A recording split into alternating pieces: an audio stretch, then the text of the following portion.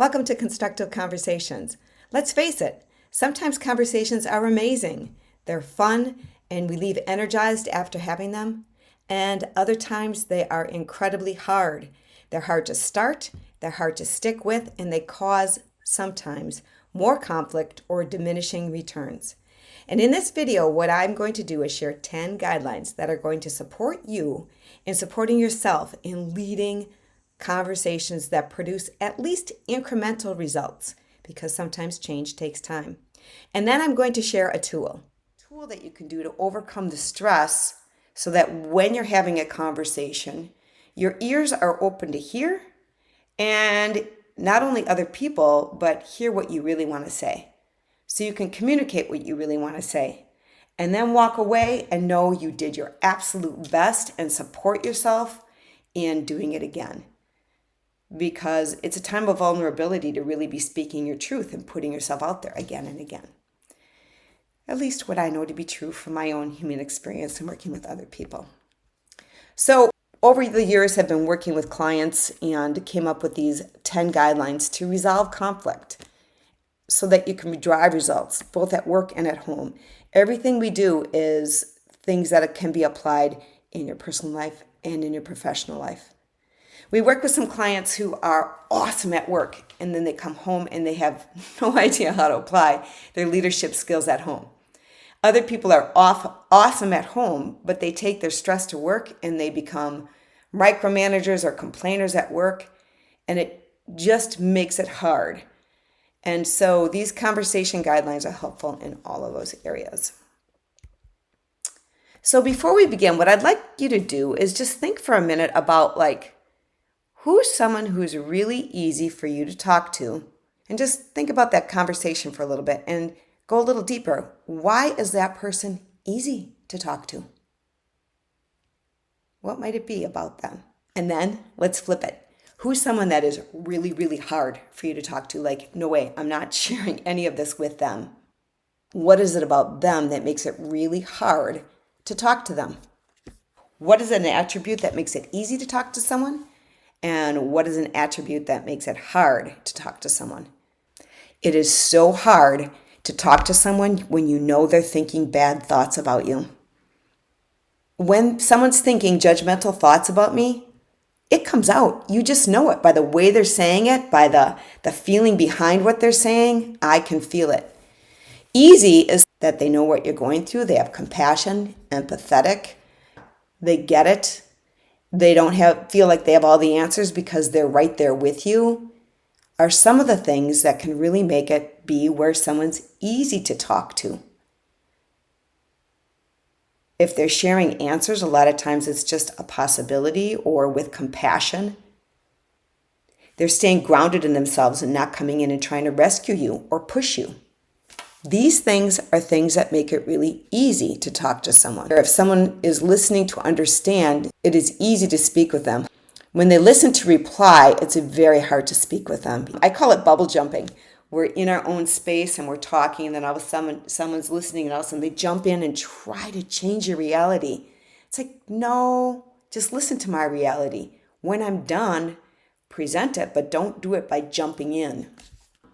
It's easy when someone's empathetic, and it's hard when someone can't relate or understand because they've never been in my situation. And you know what? There are some people who can be empathetic because they just understand sometimes.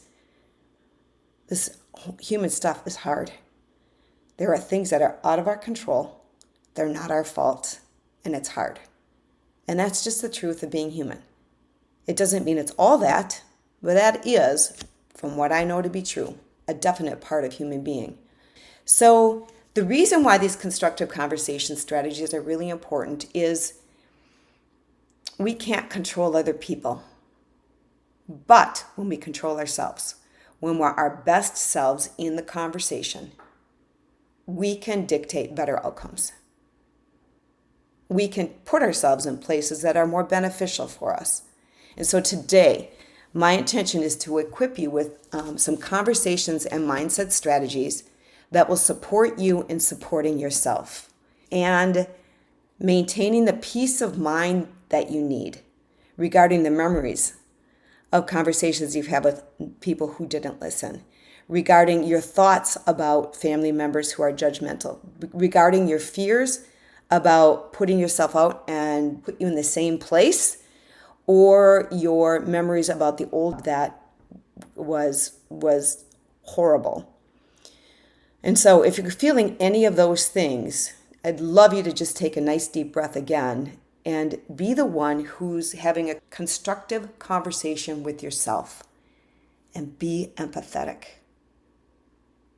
Be like the kid that fell down, and a good person will say, yes, this is hard. This doesn't feel good. It is hard. It's not your fault. And when you're ready, you'll be able to get on the bike again and get going. So the number one constructive conversation, I believe, is the one that we have with ourselves. And that one can be tough. When the going gets rough, we've been taught for the tough to get going. And you know what happens then? Our minds go into the, oh no, what am I going to do? What am I going to do? How am I going to do it? And the inner conflict that goes on and on and on. And what I know to be true in helping all kinds of people is the importance of the pause and being compassionate and actually listening to ourselves with compassion, with understanding. And my intent, again, is for these guidelines to not only help you do that, and then to also use some of these guidelines for the next step that you need to be taking. And to understand and to hear the way we're talking to ourselves. But the problem is that I know is many times we catch the way we talk to ourselves, and then we beat ourselves up for talking to ourselves that way and keep going. And the most important thing is to understand it's normal human stuff to say horrible things to yourself. And it's normal human stuff to think horrible, judgmental thoughts about other people. They're just a thought. They're just one of many. And the most important thing is what you're going to do next. And I'd like to pose that the most important thing to do next is to, again, take a deep breath and go, whoa, there it is. This is the part of me that's being mean to me. This is the part of me that's being mean about other people. There's nothing wrong with me. I'm going to breathe, accept it, and find something else to think, and take the time it takes to flip your focus, to move it to who you really want to be next. And this is a lot of effort, but guess what? These thoughts alone are the ones that are draining us more than anything. And so by just becoming aware of this normal human stuff, breathing, accepting that thought and softening, being compassionate towards yourself. Be someone who's listening to yourself and not trying to fix yourself. Nothing wrong with you. We beat ourselves up because we care, and we're just not focused on what we care about yet. And it takes work to drop our focus back into our heart, to our soul, to our intuition, to our ability to solve problems. So I'm going to pose that when the going gets tough, the wise stop and create solutions before getting into action. And you're doing it here by showing up. You're stopping and supporting yourself. So the opposite of beating yourself up is telling yourself, good job, and asking yourself, what am I doing that's right? So if you would, for just a minute, take a deep breath and do it. Good job. I showed up. I'm going to take care of myself for a minute. What am I doing that's right? What else am I doing that's right?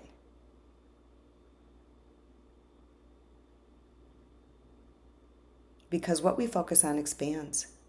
And when we come from a place of these are the things that I'm doing right, I get grounded. I get connected to my heart. I get connected to my soul. I get connected to my wisdom. And from there, really good conversations can be held. Not only with myself, but with other people. From there, my ears are open because they're connected with my heart. So I can truly hear. I don't just hear from this mindset that's saying I can't, or this fearful or frustrated or angry or whatever mindset. And so today what I'm going to do is I'm going to overview the constructive conversation guidelines. I just want to overview them to plant some seeds so you have a little bit of an opening This isn't about memorizing them, getting them all done, or even that they're the truth. They're just ideas for you to be able to open your mindsets a little, drop into your heart a little bit more, and get your next aha ideas on how you're going to move forward this next week, this next month, whatever it is that you're here for. I'm going to walk you through the 7-step process that helps you go from a old mindset or a frustrated mindset or that inner conflict so you can get connected, clear, and focused on the end result that you want and the one next step you can take. This process has been awesome. I've given it to like a class of 4th graders with the energy bubbles pictures. And I show this little boy and he's told me all about his dinosaur diorama project that got thwarted. And he was stressed as could be about it. Sweet as could be. Walked him through the process pretty quickly because kids move pretty quickly. And in it, he got his insights and he got all the ideas of how he can overcome future challenges as he creates this dinosaur diorama. Now, when I was working with this boy, I realized that he was probably stuck at home and not working on his project. And his parents were probably looking at him thinking, why isn't he doing his homework? What's wrong with him? Why doesn't he care? The reason why I thought that is because I was a parent of 4 kids. The reason for sharing this is because this is just an example of what human beings do when we're not clear yet. And it's an example of outside judgment. We don't know what's going on inside people, but we know what's going on inside ourselves. And this process is going to help you. I know it is. It's going to give you a little bit of something because it's not only helped this little boy, but I've also walked through a business owner who sold a $13 million business by continually using the C.I.F.T. Okay, she'd hit a challenge and she'd say, okay, I'm going to go to the C.I.F.T again and I'm going to work through it.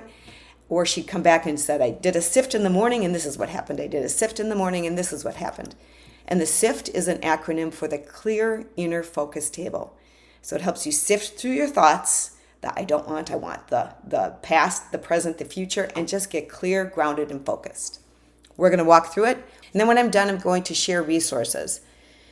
On my website, I have a client resource page. It has the Clear Inner Focus Table with the download and a walkthrough so you can do it on your own should you choose to want to be doing these things in the future. So here are the guidelines. First guideline is lent from Stephen Covey's 7 Habits of Highly Effective People.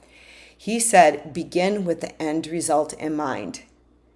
Okay, so many times we're stuck in the conflict that we can't be focused on the end result. A great way that I use this tool is when I'm cross-country skiing and it's icy outside. And I start to get scared. Like my focus gets all into the, oh no, what if I fall? What if I break my leg? What if I break it, hit a tree? I don't want a broken arm. I don't want my week to be, and whoa, stop. And I just take some breaths, get out of all of those fearful thoughts and get focused on, I want to get in the car and feel good in my body and say, man, that was fun. And when I do that, I get really grounded and focused. I can enjoy my ski. I'm way more better on my skis and balanced and able to cover the icy slopes or whatever's in front of me. And so far, so good. It's worked every time. The reason why I give examples completely outside of what you're going through is because it's important to know that this works and how it works when it's working. Because when I hit a challenge, I kind of forget. It gets a little lost, but it works every time. So the first constructive conversation strategy is to begin the conversation with your desired end results in mind. Before I learned this, I used to have conflicts with my husband and I bring to him what the problem was. And he didn't even know there was a problem, so it was really hard to get anywhere. When I'd come with what the solution I wanted was, our conversations got really effective and they were resolved quickly. The problem in this conversation guideline is we often start the conversation when we're upset and want to talk about the problem with no clear solution in mind. The table that I'm going to give you, the Clear Inner Focus Table or C.I.F.T, is going to be something that's going to help you get through that challenge. The second conversation constructive conversation guideline then is to schedule time for a conversation when you want to overcome a challenge. So let's say your spouse is not supporting you and it's really wearing on you. Get clear on what you want and then schedule time for that conversation in which you say, I really need to talk to you about something. The reason why this is such an important thing is because sometimes we want to talk about things in the moment, but the other person's not available or have the bandwidth. They're still inside themselves chewing on all these other things that they cannot be present. When you schedule time for a conversation, it gives time for the other person to be present and it gives you time to be prepared on the end result you want. Next guideline, communicate to gain understanding and find a solution and move forward. Communicate to gain understanding. So you think about that person that's the best to talk to when you are in a challenge and they listen with understanding. When I'm coaching, when our coaches on the team are coaching, what we know to be true is when we sit here in our chair and just listen with ears on our heart to help that person hear themselves, to be in a place in our chair of just complete understanding and knowing that other person is infinitely wise. They're just like me. They have a challenge and they're working hard to overcome it. Just like me, and very successful and have overcome very many things. Powerful things can happen. But too often we listen to what's wrong with you, I want to fix this in you, or I want to prove you wrong. So in communicating to gain understanding and find a solution and move forward, one of the pitfalls is to notice when you're communicating to prove right or wrong. I am right. It's not about right or wrong. We're communicating to understand and solve. You are wrong. It's not about right or wrong. It's about that's your perspective. I want to understand why you see it that way. It's very interesting. When we do that, conversations can get deep. When I listen, not to prove someone wrong or right, but when I listen to understand, sometimes that other person is able to understand themselves better. Another pitfall in communicating to gain understanding and find a solution and then move forward is going to a conversation and wanting to get things done right away, or assuming I know what the other person is thinking. So if you will, for a minute, think of one of your most challenging conversations you may have in front of you and take a nice deep breath and picture yourself sitting there. Would it benefit you? And this doesn't have to be true. Listen to yourself as you contemplate. Would it benefit you to be in that conversation and communicate to gain understanding? Just breathe, and when they start getting into the you're right and I'm wrong thing, or you start going there, to breathe again and be curious instead. What if I was curious? What if I knew that it might take a few conversations to get clearer and come up with a plan? Would that help me? Okay, next guideline. Focus on kind or solution-based thoughts about yourself and others. Like we said in the beginning, we often beat ourselves up. And so when we do, notice it. And don't beat yourself up for beating yourself up. We often ruminate about the past and the challenges of the past and God darn that stupid boss or that other employee that made it so hard for me or whatever. And wait a minute. They're just a person. They made a mistake. To settle down and a reactive thought is really important. Because when you do, then all of this emotional energy that's sitting here draining your energy can transform so you can be present and open and hear what you need to do to move forward from those pains of the past. I catch myself by noticing how I'm feeling. Like our emotions are going to let us know when I'm running down that old path. And those pathways are actually neural pathways. So neuroscientists can show you that we have ways of firing in our brain.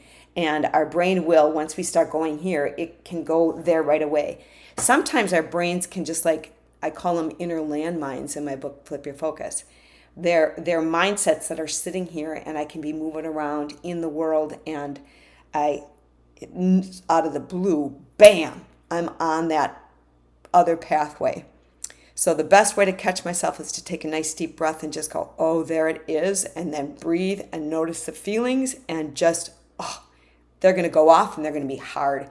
So to just breathe and let the feelings be there and breathe. When you do that and you catch yourself, the feelings are going to move through your body and they're going to feel awful for 20 seconds. But what we often do is catch ourselves and then either start going to try to control those feelings or stuff those feelings or blame them on someone else. And then they just sit there waiting for me on a future date. I don't know if that makes sense to you, but I'm going to say the first way to catch yourself is take a deep breath and become aware, accept, and love yourself right where you're at. Oh God, here it is again. It's big and I don't want to be here and I prefer to be here. And this tool I'm going to give you is going to help you disassemble the biggest thing that's getting your attention in this scenario and help you get more focused on something else so you can catch yourself and move your focus to a better focus. This is a very stressful situation, and it's not your fault, and the feelings you're feeling aren't wrong. You're supposed to feel these stressful feelings. They're feelings that are going to help you navigate to a clearer focus and move forward. Highly intense emotional feelings that don't feel good, I believe, are our potential energy, like gasoline in a tank. And when we take some breaths and move them through our body and bring them into our heart, our soul, our clear gifts, it's like transforming that gasoline into motivation, into sparks of ideas and momentum. And again, this tool will be a really helpful tool in helping you do that more and more and take some of your stressors that are sitting here, I say, on my energy shelves, and transform them. I have a tool on the resource page I'm going to show you that's called a forgiveness tool. It's a Can't You See tool. It's helpful to walk through with someone, but I do have an audio walkthrough if you choose to do that here. Painful thoughts are real. Bad things did happen. They're not your fault. But in order to move those on and move it to a place of forgiveness of yourself for having to have been in that situation and what you learned from it, it can be hard. An important thing is to use your words to speak kind thoughts out loud. Like, so if you have a family member that wasn't supporting you for a long time and all of a sudden they do, to say out loud, wow, I really appreciate that you just listened and were understanding of me right now, goes a long way, because that's how we can teach people how to treat us. But not only that, it strengthens your own ability to not take on their stuff when they're judgmental. I know, I've been there. Guideline number 5 is be responsible and expect others to do the same. So when things get really hard and when we don't tend to things, our motivation can go down and it can be really hard to be motivated to move forward at all. And again, that's why this Clear Inner Focus tool is going to be helpful. So one of the ways to be responsible is to do your number one most important job, and that's always to just breathe and be aware of where you are and be the person who is being kind to yourself. I'm here right now. I can't move forward, and what I would like to do is move forward soon, but I'm not ready yet. That's a powerful thing you can do for yourself in talking to yourself in a kind way so you can be gentle and understanding of yourself and the time that it's going to take to move forward. There's a Define Your Lanes of Responsibility tool you'll have access to. That's just be responsible. You are responsible for finding the job. You are responsible for eventually forgiving the past.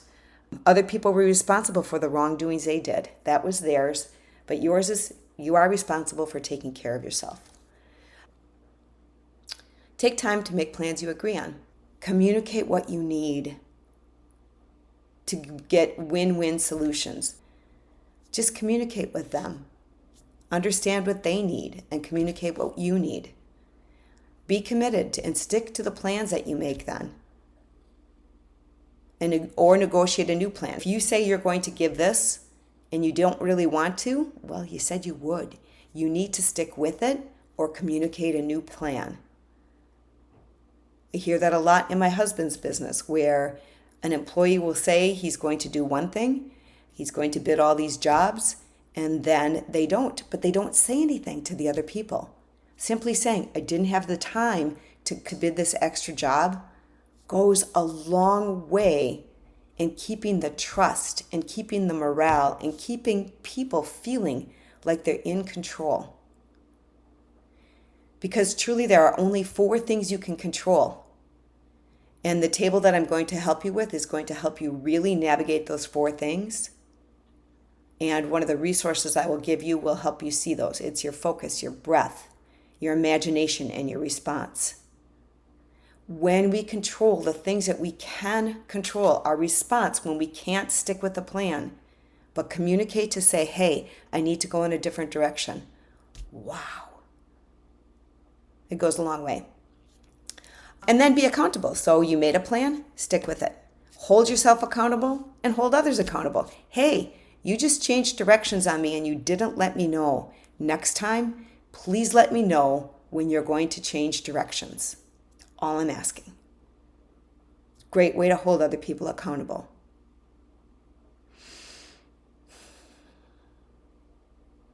And then in these guidelines is troubleshooting. Working with other people, working with ourselves. We're always going to be, it's never perfect. That's okay. Mistakes are opportunities to grow.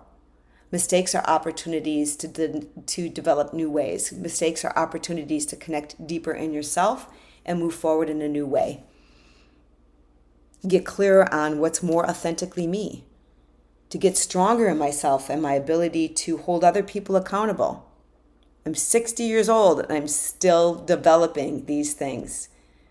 And these guidelines help me continue to grow and to reap the benefits and the thrill of, wow, I just grew a little bit more. And here are the results I get. In human nature, it's really common to think that there's going to be a nirvana where we get there. And once we get there, there will be no problems. But there is no ultimate destination. We get to continually evolve and grow. And so mistakes are always going to be a part of our experience, and we can't control them, but it's how you respond to those mistakes that matter. So I'm going to repeat again. The number one most important response is to breathe, come back here, and be kind and gentle with yourself and what you're noticing going on inside you. Have a beautiful, constructive conversation with yourself. Oh, shoot, I didn't want to be doing this. What end result would I like to see next?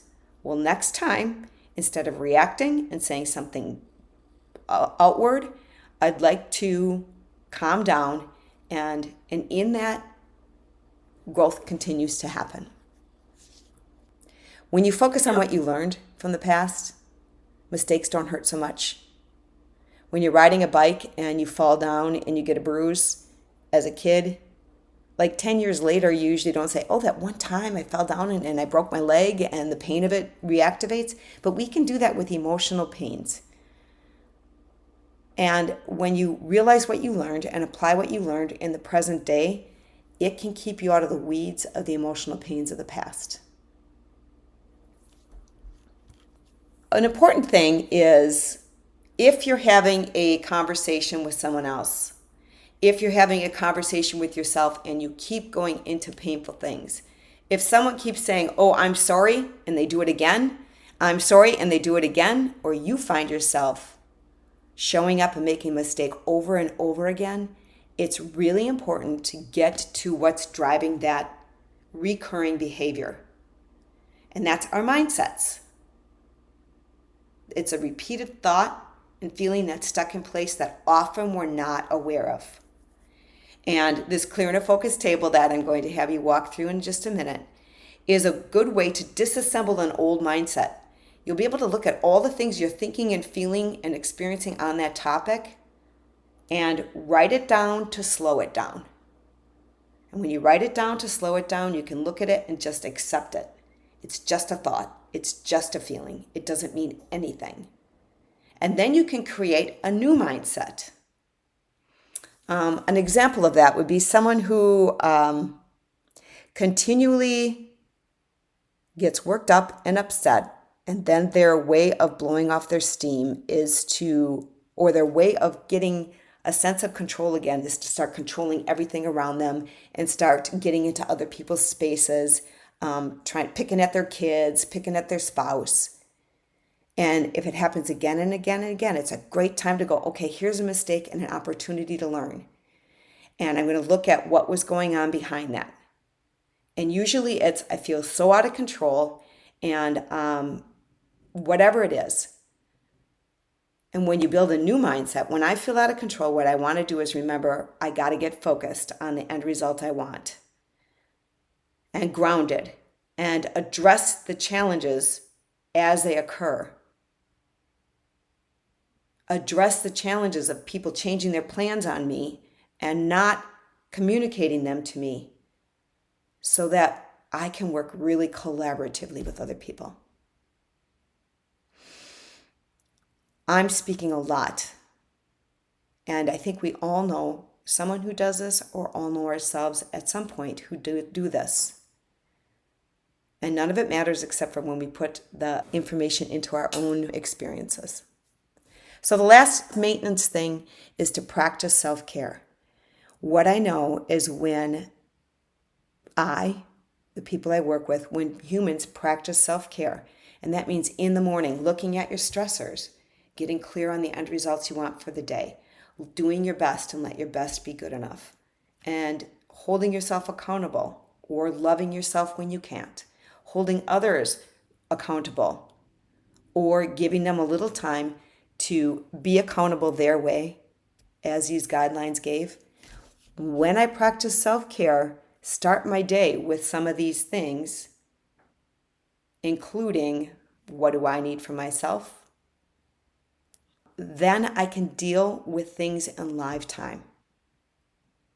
But again, the problem is when the going gets tough, the tough often get going, get into the doing, and then our minds and energy gets all fragmented, frazzled, and we're not very effective. So maintenance, and the most important thing is to practice self-care and self-responsibility and empower all others by allowing them to do the same. And I want to remind everyone who's here, you're doing it right now because you're carving out this time for yourself, taking care of yourself, and listening, contemplating, what might I learn? How might I do things in an even more effective way? Good job, self. Patting yourself on the back. Wow, I've been mad at myself for this forever. Good job, I'm aware. This is normal. And there's a better way. What would I like to do instead? End result is I'd like to be kind to myself. I'd like to make my mistakes and hold myself accountable. I'd like to focus on kind and solution-based thoughts about myself and other people. I'd like to, and as you may notice, I'm repeating some of the constructive conversation guidelines I just mentioned. So none of this matters except for what you're hearing for yourself right now. So I'd like you to do a little more self-care and take a nice deep breath and listen to yourself. What's standing out? What's going to be the most helpful for you right now? And listen to your heart. Listen to your wisdom. Listen to what is important to you. When your feelings are flaring, it's an indication that you're going down one of those pathways in your mind that's going to lead to a non-constructive conversation or not the most effective place. Deep breath. Taking a deep breath. It's okay to be here. What's going on? What am I thinking? What am I feeling? And what's the end result I want? And then moving forward. Okay, so here's a clear and a focus table. And here's how we can move through it. What you do is you think of a topic of focus that you really want to move forward on. So you take a deep breath and write down that focus. Then what I like to say is your tension needs attention. So many times we want to just be positive. But let's face it, negative things are going on. And that's okay. When you look at the negative, when you dump it down on a piece of paper, on this side, look at all the recurring things that are happening and your recurring thoughts and feelings about them. This becomes your current pattern or your current mindset.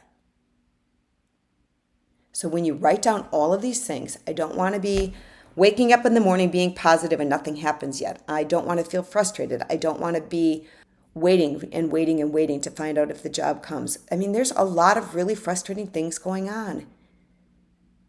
It's true. So let yourself be negative with yourself and look at it. Dump it down. And then what you do next. So the 4 things you can control. You take a deep breath. Your breath is something you can definitely control. And when you breathe, you can control your response. And your response is to just, I'm going to give myself some understanding, compassion, and listen to myself like the best person who listens to me when I'm in a struggle. I controlled my breath. I controlled my response. Now I'm going to control my focus. I'm going to focus on this, everything I don't want, and I'm going to accept it. I'm not going to beat myself up, or I am going to beat myself up and write it down. I don't want to be beating myself up for thinking the thought that I haven't done it yet or that it's been taking too long. When you dump all of it on the left side, what you don't want to be thinking, feeling, or experiencing. And yeah, in psychology, they say, psychologists always say, and how are you feeling about that? Well, there's some scientific reasons for that. They've studied that when you actually name the feeling, it tames it. But for me, that's not true. What it does is it makes me feel it. But when I feel it, that potential energy, that powerful energy of frustration can move through the mechanisms of me, can disassemble that mindset so I can start doing what Stephen Covey says. Get focused on the end result. Thought by thought, I build a new mindset. I build a new pattern of thoughts. So the process again is taking a deep breath, becoming aware of what I'm thinking, feeling, and experiencing, and not judging myself for the things that aren't going on. Be negative so you can create a solution over here. Guess what? You're going to get all positive over here and it's not going to exist. But here's where you can be clear, like you do when you say, I'm going to go on a trip. My trip to Barcelona, Spain has never existed before, but I'm signing up for it. There's a wedding there. I want to go. This stuff does not exist yet, but it's a possibility in the world. But this is your life GPS. This is your life compass here. After you dump all of the thoughts and feelings and experiences you don't want to be thinking, feeling, and experiencing, it's super, uber important you do this next step. Remind yourself that it's okay to be right here, even though you don't want to be here. Because what it does is it grounds you. It gets your energy focused right down into your feet so you can start opening up that flow that you feel when you're moving forward at your best. Feelings are very complex. They're complex, but don't make it hard. So for example, often what we do is we're going to say what I feel is frustrated. But as you continue to write down other things, you're going to notice that outside of that frustration is a feeling that I'm not as comfortable with, and that might be sad, that might be disappointed. So as you're doing this process, and I hope that you're doing it right now on paper, just write it down and just go, whoa, I don't want to be feeling disappointed, yet I do. It'll start moving. And then as you move more thoughts down, more feelings will come up, but often they're layers. And human beings have one feeling that they're comfortable feeling or saying they're feeling, but there's a lot more in there going on. Normal. There might be 10. There might be 2. Whatever it is, no worries. That's how you do this. Then when you remind yourself it's okay to be here, you read that left side. Oh my God, this is what's been going on. I've been thinking, feeling, and experiencing this. You really feel it move. It's a lot of work, but guess what? It's a lot of work to ignore it. And and to start living around it and being reactive and trying without results. But here I am right now, I'm looking at it. And then comes the powerful part. When you're ready, you might not be ready yet. Sometimes you just got to give it some time to become aware of like, oh, this has been going on and it's been hard. And just love yourself right there. When you're ready, you come to step 4. And on each topic, each thought and feeling, you don't want to be thinking, feeling, and experiencing on the left. You think in a magical world. Remember, it doesn't exist yet. This is where you can control your imagination. The 4th thing you can control that I haven't talked about. What would I love to be thinking instead of the thought, I don't feel like getting up and doing this again? Usually it's not just 1 degree away. It's a much bigger thought, and it comes from your heart, or it comes from the clarity of like, God, I wish I was thinking I love my job. And then you cross off that thing on the left. Instead of feeling disappointed or demoralized, what would I rather be feeling? Then you got to imagine, what would I rather be feeling? If I was standing there thinking, I love my job, what would I be feeling? More often than not, the first thought is relieved. And then the next one is content or successful or whatever. And so thought by thought, you cross off the thought you don't want to be feeling and then get focused on the right. Thought by thought. And then when it's done, you will have that clear, inwardly focused mindset where you've set your life GPS on that trip to Barcelona, where I know where I'm going to stay. I know the timeline. Of course, it's going to be a little different when I get there, but at least I have a clear inner focus of where I'm going and what I'm going to do.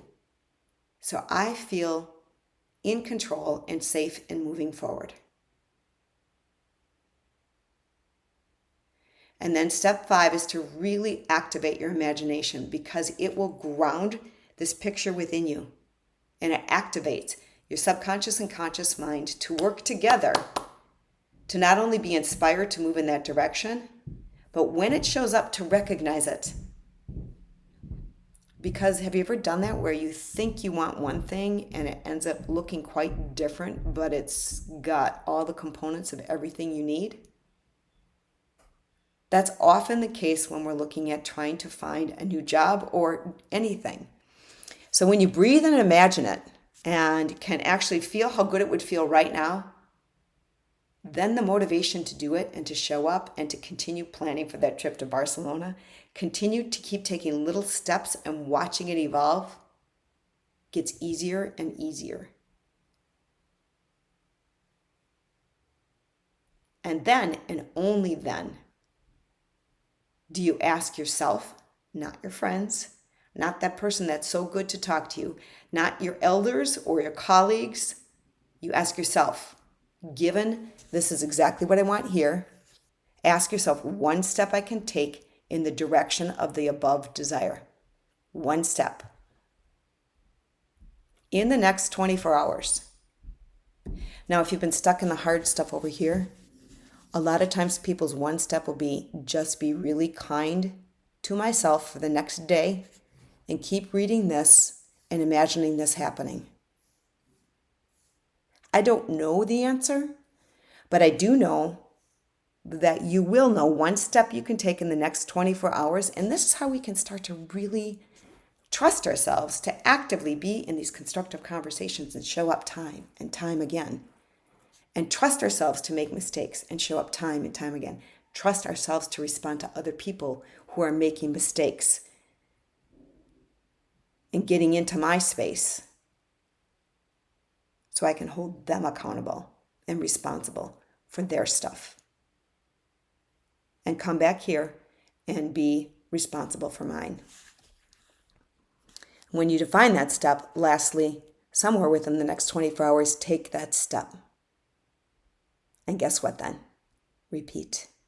Repeat, repeat. When I do this, when I'm really in a big transition, I'll repeat this. Awesome thing to do then in the morning is reread it and then write down tiny little successes, reasons to believe that this is coming to fruition. It does mean that you need to dedicate time to practice self-care, to be in control of those 4 things you can control, and to manage your emotions. Here's an emotion, it really feels bad. Okay, now I got to start breathing and controlling my focus. It's really important to control your focus. Focus on the solution again. Focus on my responsibilities and holding other people accountable to theirs.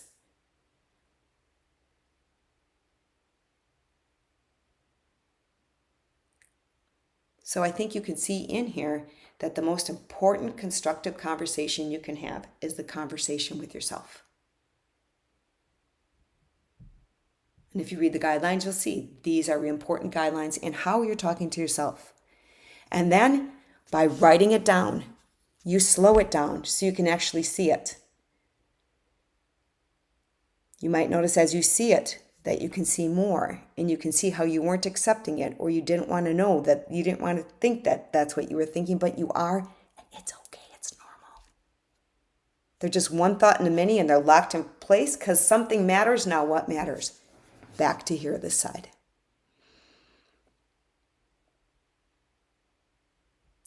I like to say, and all of our coaches do this and remind people, you can't screw it up. You can't do it wrong.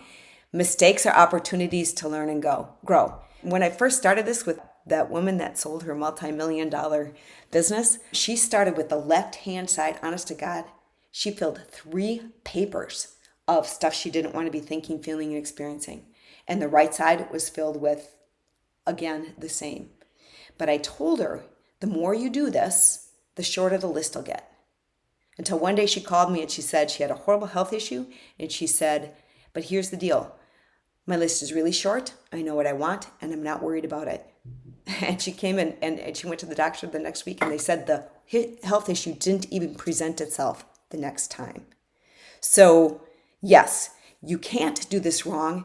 Just show up and start experimenting and learning more about yourself and how you can have a really wonderful conversation with yourself about how you love yourself and you're learning and growing. Because from that conversation, you're going to back your conversations with everyone else from a groundedness so that you're the one that other people really feel comfortable talking to, so that you're the one that can clearly speak your passion and you're easy to listen to. It's palpable because you can feel it. There is a link to this tool I'm going to show you next in the resources, and you can download it. It has fillable fields. You could download it and print it to use it, and it has a walkthrough. So let me show you this. Here's how you can find the link. So if you go to my website, clearinnerfocus.com, just go to clearinnerfocus.com, and over here you'll find resources, the resources tab, and down at the bottom of the resources tab, you see client resources right there. And then what you do next is it'll say password. The password is normal human stuff. Once you get there, click submit, and you'll go here. Here's the Clear Inner Focus table, and you'll find more there. And then it'll take you to this, where you'll be able to download the PDF. You'll listen to a little bit of me talking about it again, which you've already heard here. You don't need to hear this. But right here, I give you an audio walkthrough, because when you're doing it, just hearing a voice kind of helps you stay grounded and feel more comfortable with the thoughts and feelings come up. And the last part of the resources is there's the 4 things that you can control. It's a PDF, and it's available on my website homepage. With it, you'll get weekly little reminders of how to manage your mind, which you can unsubscribe to at any time. Change takes time, right? And growth takes time. So like when we were learning 6 times 7, that was always a tough one for me.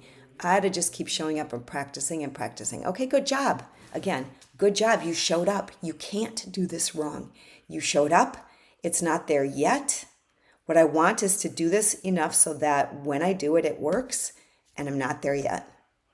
So if I were starting this, I would brain dump everything, like that client who I first started with, that really multi-million-dollar company sale, just to clear it, because there's so many things that we carry that are just making us crazy. And when you write them down and accept them they don't have to have a life of their own where they keep snagging my focus. Accept them and then anchor in a new focus. It's a powerful way to start, but only you know. So as you sit down to do it and all of a sudden something in there goes, nope, I just want to stay focused on this one. Trust yourself. This is about really trusting yourself, and trusting yourself more and more.